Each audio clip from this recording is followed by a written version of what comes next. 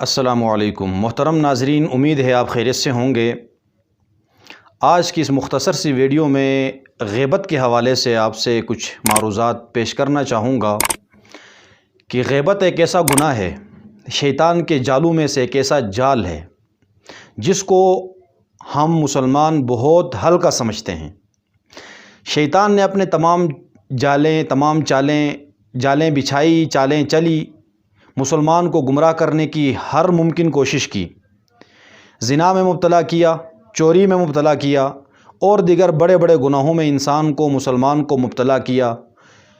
اس نے مبتلا کر کے دیکھا، لیکن چونکہ مسلمان ان تمام گناہوں کو، چاہے وہ زنا ہو، چوری ہو یا اور دیگر جتنے بھی شراب نوشی ہو، ان گناہوں کو مسلمان جب بھی کرتا ہے، غلطی سے کرتا ہے، جان بوجھ کر کرتا ہے، تو اس گناہ کو گناہ سمجھ کر کرتا ہے۔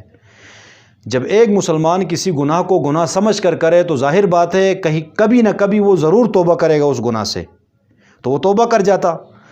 تو شیطان نے ایسی جال بچھائی کہ ایک ایسا گناہ کروایا جائے جس کو مسلمان گناہ ہی نہ سمجھے، تو پھر توبہ کہاں سے کریں گے؟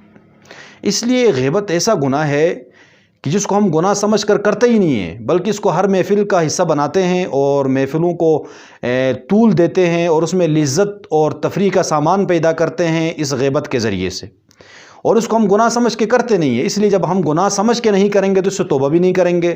جب توبہ نہیں کریں گے تو پھر کل قیامت کے دن ہمیں اس کا عذاب بھگتنا ہوگا۔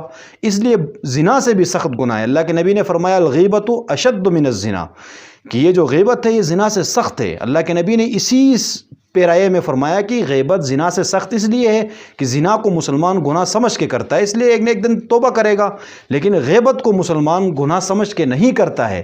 جب گناہ نہیں سمجھے گا تو توبہ نہیں کرے گا، جب توبہ نہیں کرے گا تو بغیر توبے کے دنیا سے جائے گا، تو اس کے عذاب کے لیے جہنم میں جانا پڑے گا۔ تو اس لیے آپ تمام حضرات سے گزارش ہے کہ غیبت نہ کریں اور نہ سنیں، اور اس سے بچنے کی حتی الامکان کوشش کریں۔